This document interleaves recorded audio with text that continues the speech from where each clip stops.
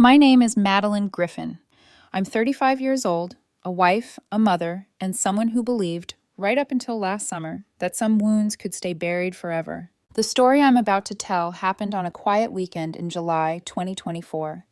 A weekend that started like any other and ended with me realizing that the past doesn't stay in the past just because you want it to. My husband and I own a small coffee shop in town.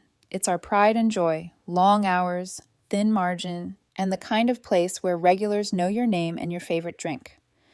That Saturday morning, 2 of our employees called in sick. One had the flu, the other had a family emergency. No replacements, no backup plan. So we did what we always do. We stepped in. The only problem was our son. Ethan is 9 years old, curious, sensitive, and endlessly kind in ways that sometimes scare me because the world isn't always kind back. We needed someone to watch him for the afternoon, and despite the quiet knot tightening in my stomach, I did what I hadn't done in a long time. I called my parents. They answered right away, too quickly almost. Of course they could help. Of course they were free. Of course they were happy to spend time with their grandson. I told myself I was overthinking it. People change. Time softens edges. I wasn't a child anymore. I was a mother now, in control, strong. Or so I thought. As we were getting ready to leave, Ethan wrapped his arms around my legs and looked up at me with that hopeful expression that always melts my resolve. "Mom," he said softly, "can I bring my bike to Grandma and Grandpa's?" The bike! God, that bike! It was a blue sports bike we'd bought him for his birthday just weeks earlier. He'd wanted it for months. When he opened it, he cried, real, chest-shaking tears of joy. I remember thinking, I'll protect this happiness. I swear I will. I brushed his hair back and nodded. "Okay," I said, "but you have to promise to take really good care of it." His face lit up like I'd handed him the world. We loaded the bike into the trunk and drove the short distance to my parents' house. The entire ride, Ethan talked about the tricks he wanted to learn, the races he'd pretend to win. I listened, smiling, ignoring the quiet voice in my head, whispering that I'd heard this laughter before, right before it was taken from me. At the coffee shop, the day blurred into steaming milk and clinking cups. For a moment, everything felt normal, manageable. Then, at 4 p.m., my phone buzzed. Dad. I expected a casual update, maybe a joke, maybe a "when are you picking him up?" Instead, his voice hit me like ice. "Come get Ethan, now." No explanation, no greeting, just anger, sharp and cold. The line went dead. I tried calling back once, twice, over and over, no answer. My heart began to race. My husband saw my face and didn't ask questions.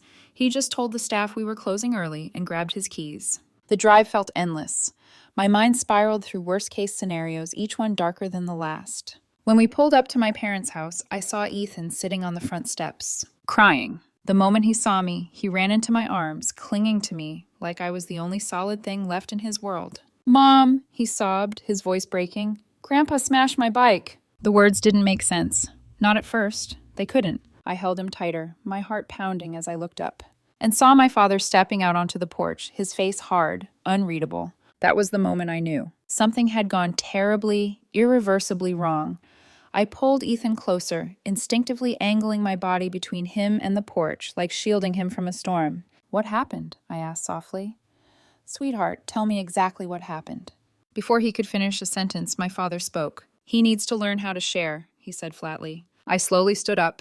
My father was standing at the top of the porch steps, arms crossed, posture rigid.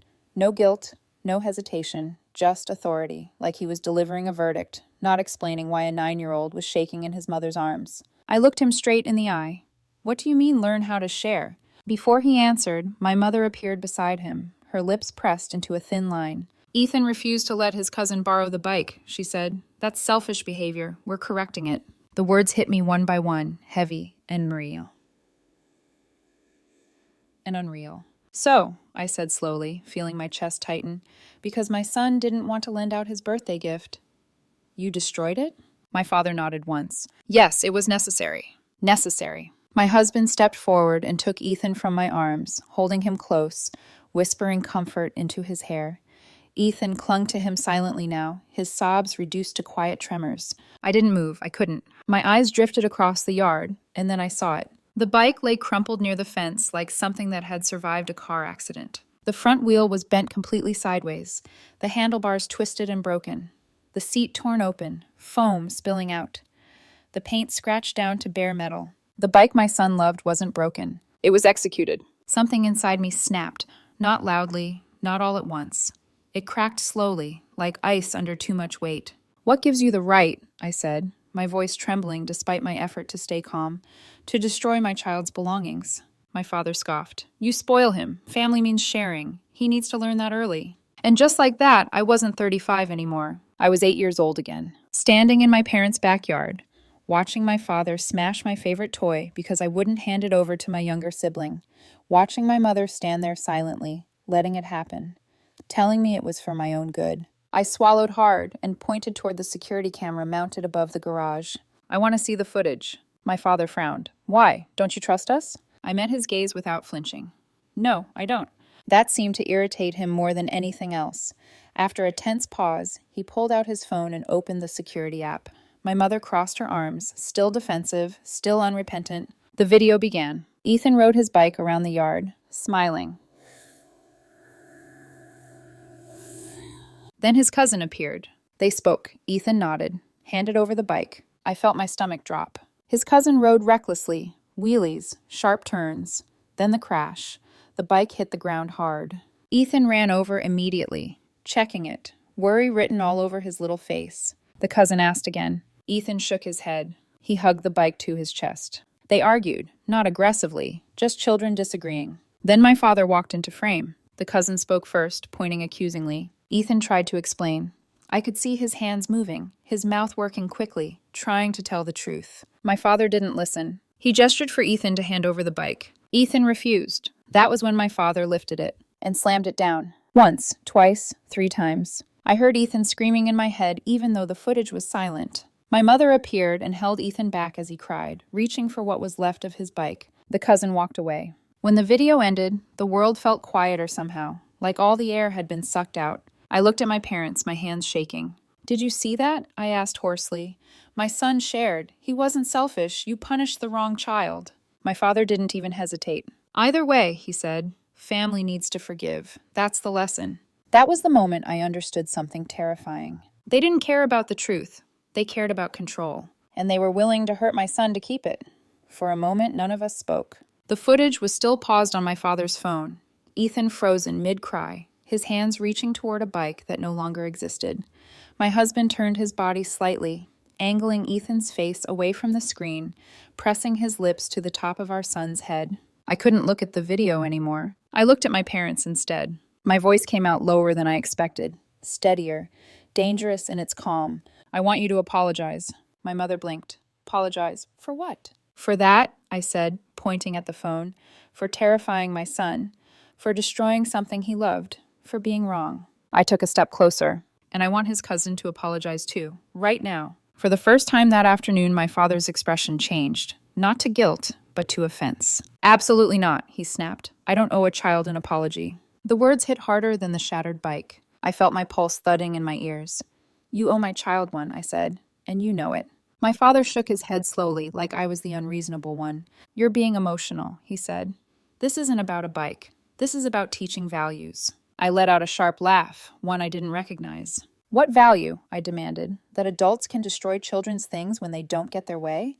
That fear is an acceptable teaching tool?" My mother stepped forward, placing a hand on my father's arm. "We're teaching him about family love," she insisted, "about forgiveness." I turned to her, my voice breaking despite myself. "Family love?" I repeated. "Is that what you called it when I was a kid too?" Her face stiffened.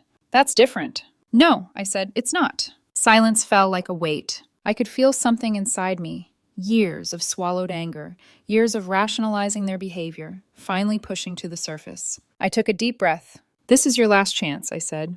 "Apologize to my son, all of you, or we're done." My father's jaw tightened. "No." One word, final, absolute. In that instant, something in me went cold. I wasn't asking anymore. I turned to my husband. "Stay here with Ethan," I said quietly. "I'll be right back." He searched my face, concern etched into his expression, but nodded. He held our son tighter as I walked away. I stepped outside, opened my car trunk, and wrapped my fingers around the handle of the baseball bat I kept there for emergencies. The metal felt heavier than I remembered. As I walked back into the yard, my parents stared at me, confusion giving way to alarm. "What are you doing?" my father demanded. I didn't answer. I walked past them, straight toward his car. The bat rose. The first strike shattered the windshield with a deafening crack. Gasps echoed behind me. I swung again, and again. Glass rained down, glittering in the afternoon light. "Are you insane?" my father shouted. "I'm calling the police." I finally turned to face him. "You destroyed my son's bike," I said calmly. "I destroyed your car. We're even." My mother rushed forward, crying now. "Stop, we can talk about this." I shook my head. "No, you had your chance." I walked back to my husband and son, my hands still trembling, not from fear, but from release. I wrapped my arms around Ethan and looked straight at my parents. "Stay away from my child," I said. "I won't let him grow up the way I did." Their faces were pale, shocked. As we walked away, I felt something shift deep inside me, painful, irreversible, but necessary. For the first time in my life, I wasn't their daughter. I was my son's protector. The drive home was silent. Ethan sat in the back seat, staring out the window, his small hands folded tightly in his lap. He wasn't crying anymore, but that scared me more than the tears. Kids stop crying when they're exhausted, when something inside them gives up for a moment. My husband kept one hand on the steering wheel and the other resting on the console, close to mine but not touching. He knew better than to fill the air with questions I wasn't ready to answer. My heart was still racing. I had just smashed my father's car. I had just severed something that had bound me my entire life. And I felt free. Terrified, but free. That night, after Ethan fell asleep, my husband finally spoke. "I support you," he said quietly. "You did the right thing." The words loosened something in my chest. I hadn't realized how much I needed to hear them. Later, alone in the living room, memories crept in. Uninvited, but undeniable. I remembered being 8 years old, a toy I loved, a younger sibling who wanted it, a refusal. And then the sound of breaking plastic. My father had stood over the wreckage and told me, "If you don't know how to share, you don't deserve anything." I'd learned the lesson well, too well. The next morning, the doorbell rang. I opened the door to see my younger sister standing there, arms crossed, anger flashing in her eyes. "What did you do to Mom and Dad?" she demanded, stepping inside without waiting for an invitation. "Dad says you smashed his windshield." "I did," I said evenly. "You've lost your mind," she snapped. "It was just kids being kids." I stepped closer. "My son is a kid," I said. "Why didn't anyone protect him?" She scoffed. "Dad was teaching him about family values." The words were familiar, poisonously familiar. "That's what he told me my whole life," I said. "And look how that turned out." She stared at me, then shook her head. "You were always selfish," she said. "You never knew how to share." "That was it." "Get out," I said quietly. "What?" "Get out of my house, now." She hesitated, then turned toward the door. "You're going to regret this," she said before leaving. I closed the door and leaned against it, shaking. A week later, I bought Ethan a new bike. Better, sturdier, brighter. He smiled when he saw it, but his hands trembled when he touched the handlebars. "Is it okay if I ride it?" he asked softly. My heart shattered. I spent more time with him after that. Riding together, reading together, making sure he knew, without words, that he was safe. Months passed. A year went by. No calls, no messages, no apologies. Until one afternoon, the doorbell rang again. My parents stood outside. My mother was holding a bike, identical to the one my father had destroyed. "We were wrong," she said, tears streaming down her face. "We want to apologize." I looked at my father. He nodded slowly. "I let my anger take over," he said. "I'm sorry." I felt nothing, just a cold, steady anger. "It took you a year," I said. "My son was afraid to sleep, afraid of people who look like you." My mother reached for my hand. "Please, let us make it right." I pulled away. "No." My father's voice hardened. "We're family. You should teach your son to forgive." I stared at him. Family should know how not to traumatize a child. I closed the door. That night I asked Ethan what he wanted. His face went pale. "I don't want to see them," he whispered. "I'm scared." I hugged him and nodded. "I understand. Now I ask you, was I wrong to choose my son over peace? Should I be the peacemaker or the protector?" After I closed the door on my parents, the house felt unnaturally quiet. The bike they brought, the replacement, the apology in metal and paint, sat outside our gate like a forgotten offering. I watched it through the window for a long time, half expecting it to disappear, half afraid it wouldn't. My husband didn't say anything. He just stood beside me, his presence steady, grounding. He has always understood something my parents never did, that silence can be support, not avoidance. That night, sleep wouldn't come. I kept seeing my mother's tears. They looked real this time. I kept hearing my father's voice, less sharp than before, but still edged with expectation. Forgive. Move on. Be the bigger person. I'd heard those words my entire life. The next morning, I decided to do something I'd never done as a child. I asked my son what he wanted. After breakfast, I sat beside Ethan on the couch. He was holding his cereal bowl, swinging his legs gently, pretending nothing was wrong. Children are good at pretending until you ask the wrong question. Ethan, I said softly, Grandma and Grandpa came by yesterday. They said they're sorry. They want to see you again. The color drained from his face. He shook his head immediately. No, he whispered. I felt my throat tighten. Can you tell me why? He hesitated, then said the words that ended any doubt I still had.